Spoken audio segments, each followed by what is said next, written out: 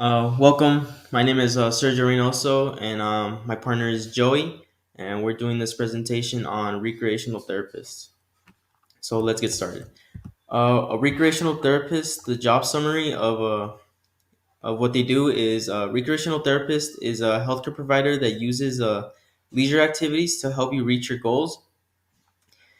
These healthcare professionals work with a variety of patients, such as people with injuries, illnesses, and or disabilities. They plan and carry out treatment plans, but they are unique because they kind of focus on a patient's interest to come up with a treatment plan.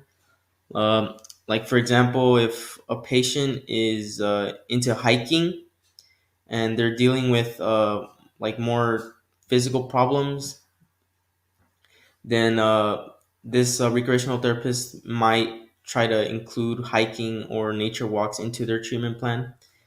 So that's why they are a little unique compared to other healthcare professionals. They plan activities that will help you reach your functional goals, physical goals, emotional goals, social goals, psychological goals, and cognitive goals. So they really do help with a lot.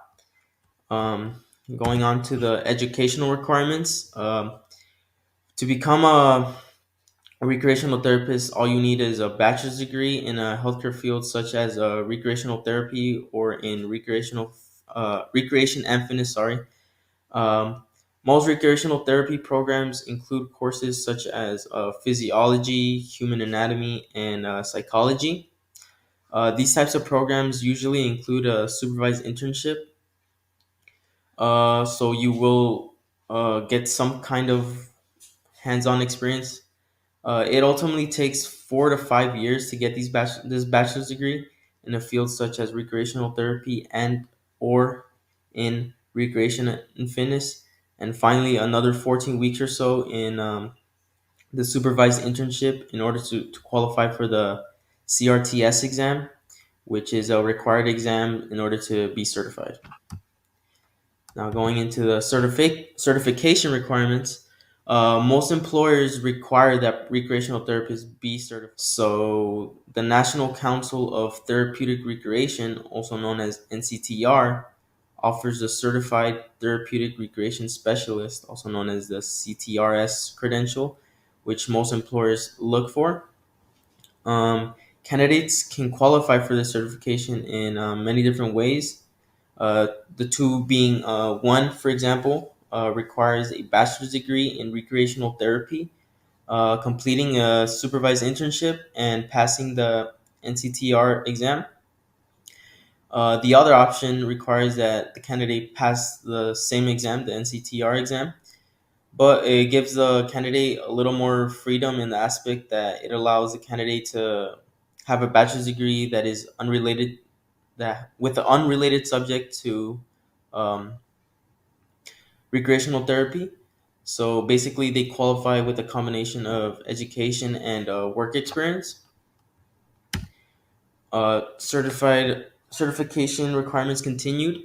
In order to maintain certification, therapists must complete the exam once more, complete work experience, and or continue their education requirements after a specified number of years. The NCTRC also offers a certification in specialization areas designations.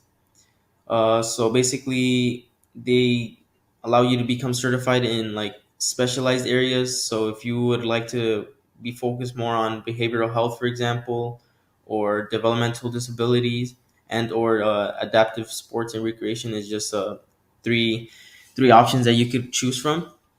A small number of states require therapists be licensed and or certified. Um, Most employers do prefer to hire therapists who have basic life support, also known as, or be cardiopulmonary resuscitation or CPR certified. Um, and now for the average annual salary, the global average annual salary um, for the average annual salary in the UK, sorry, the United Kingdom is about 30,626 pounds per year, and for the U.S., according to the U.S. Bureau of Labor Statistics, The average annual salary is about $47,940 per year. And the three states we chose were California, with the highest average annual salary of about 96,896. Texas in second with the average annual salary of 55,433, and Hawaii with the average annual salary of 48,030. My name is Joey Sturino, and I did the second half of this presentation. I got the peer-reviewed article, and I had gone on the UNLV library website because I found a lot of peer-reviewed articles from there before, and I came across one for our topic called Recreational Therapy Competencies Part 1, the ATRA Delphi study. The name of the journal is Therapeutic Recreation Journal, and as you can see, the authors are listed below, as they are Porter, Hawking, and Kameni. And the overview of this article is based on a group of experts, 67 to be exact, gathered a diagnostic population, and they were studied for RT competency. So basically, RT competency is respiratory therapy competency, meaning basically the health and quality of life as a whole.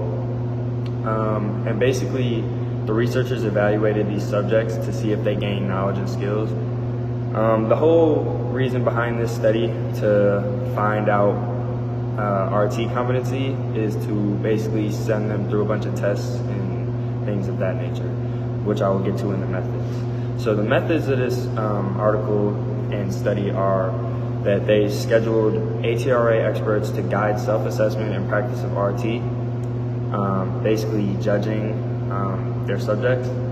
They were set out to find issues with the researchers' selected diagnostic subjects, which are people such as people with illness, injury, or disease, which these people were also polled anonymously. But 67 of these experts were spread out by section to put together and determine if each sample was attained.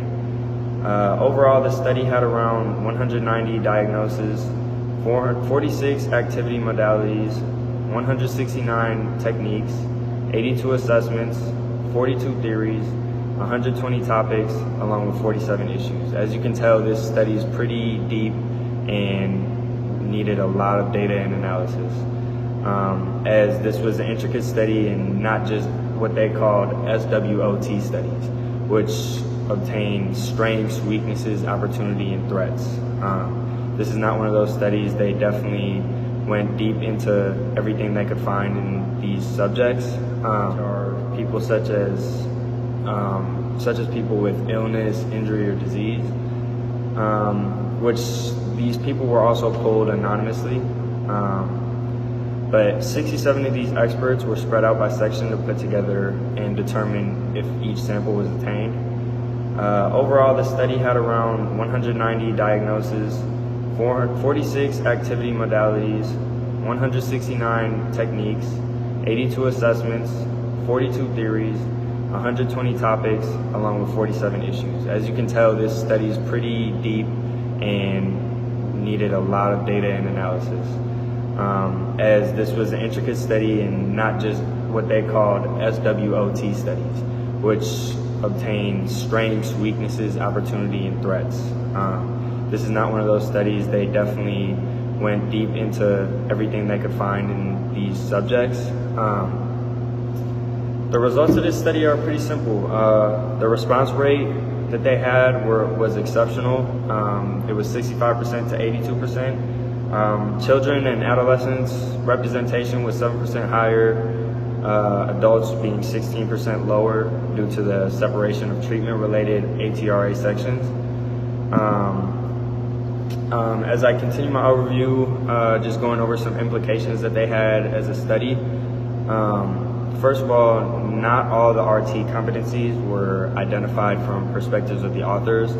So these experts that were kind of testing and viewing and watching the subjects, they were obviously taken anonymously, and the researchers did not know who was watching what. The ATRI Delphi study was not believed to has not been believed to the RT competencies. So there could be more in the next coming years as the readministration of the competencies study every 7 years. They will facilitate a more comprehensive identification of analysis along with data trends to strengthen and inform RT practice and education. So this is an ongoing thing to where they're trying to improve their study, as these implications are not easy to fix. They just want to continue to gain from different perspectives and different types of practices. Also, for this type of study, determining a representative sample in this manner is difficult due to the ATRA sections not reflecting consistent categorization, as there is a lot of categories and it might be hard to obtain all the time. But overall, this study gained their hypothesis was correct, as it gained strengths and knowledge and skills through these tests.